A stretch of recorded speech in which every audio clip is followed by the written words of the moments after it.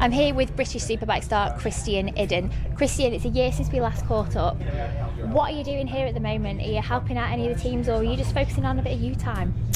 A little bit of both, really. Obviously in BSB I ride for Tyco BMW, and my biggest personal sponsor is Silicon Engineering, and my dad runs that team, so with Dean Harrison. So obviously I've got plenty of people to cheer for out on the circuit.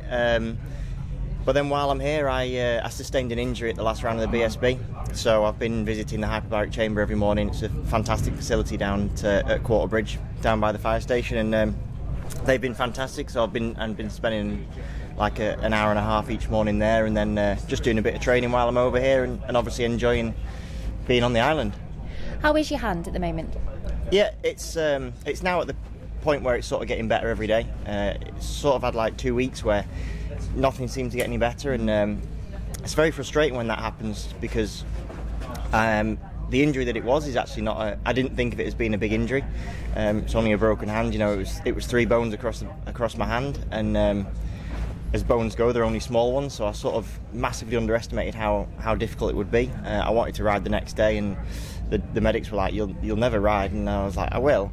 And anyway, I didn't, and there was absolutely no chance. I couldn't believe how weak you are without that. So, you know, even a week and a half in, I still, you know, I was getting toothpaste out of the tube with my knees rather than with my hands. So, you know, it shows. But now, you know, day by day, it's really making progress. What do you think about British Superbikes so far this season? It's maybe fair to say it's been a bit of a mixed bag so far, and there's a lot of different riders up on the top step.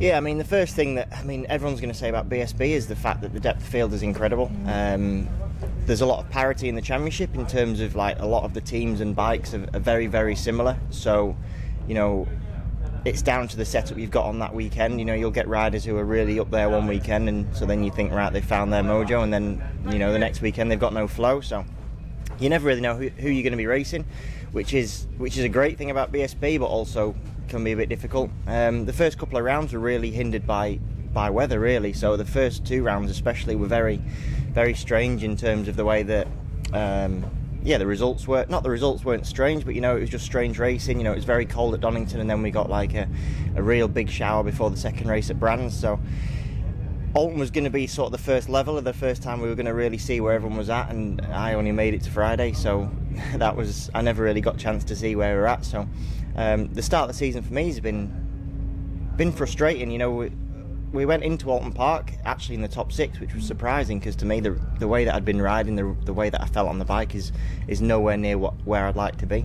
But for some reason, somehow we were still able to put in some half decent results, and it was putting us in contention. I think now, having missed round 3, I'm still 10th in the championship.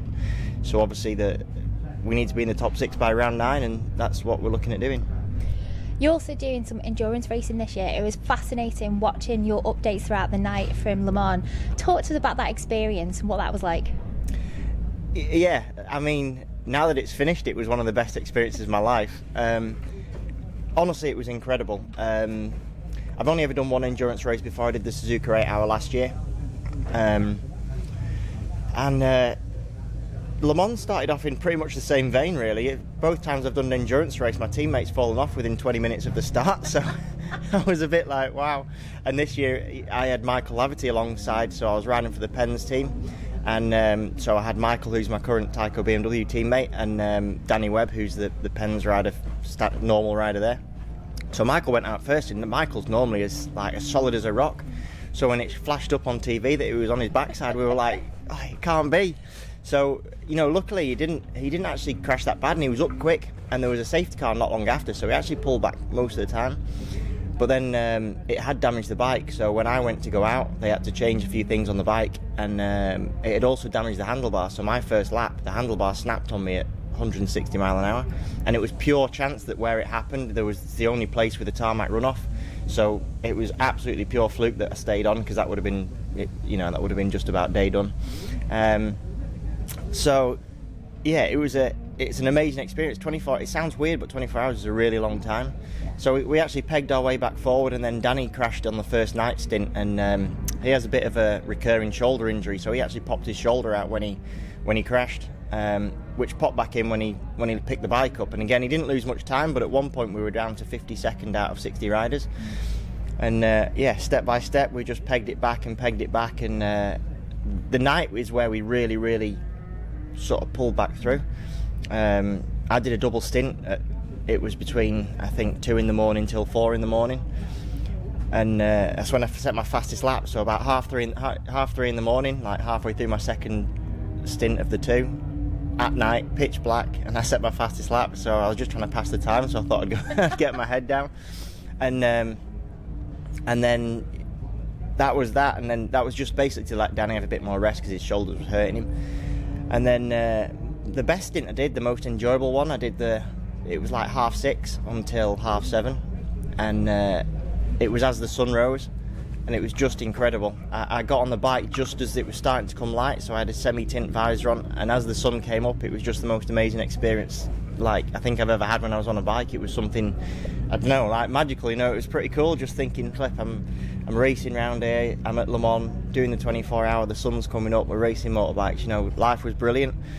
And I finished that stint and I was absolutely buzzing, and then I sat back down, and you know, I think it was Michael who went out next, and I sat there just for a few minutes, and then I realised that we still had like 8 hours to go, and my heart sank and all the wind was out my sails, and that was it.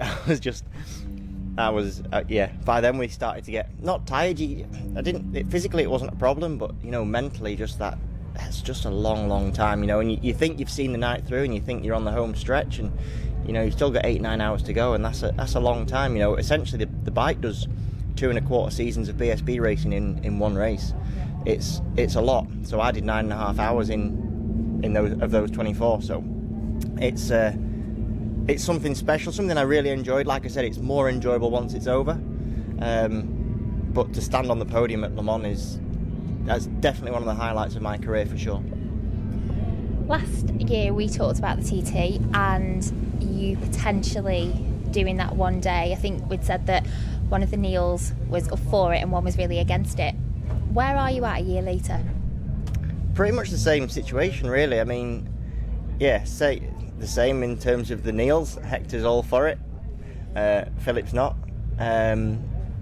You know, the team, Tyco BMW employ roads riders for the road and they employ circuit riders for the circuit. So I understand their point of view, but doesn't mean I sort of fully accept it or sort of follow along with it. But so yeah, so there's that, and then like I said, Silicon Engineering, it's my main personal sponsor, but the trouble is my dad runs it and he's dead against it, so that sort of puts that one out the window.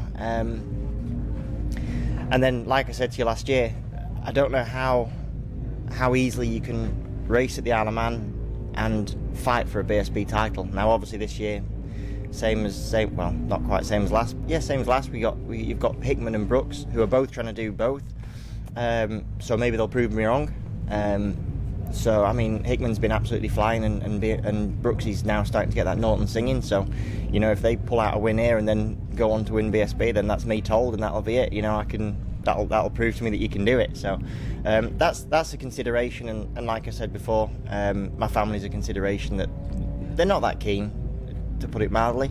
But if it's something that you want to do, then I guess you've got to do what you want to do, I suppose.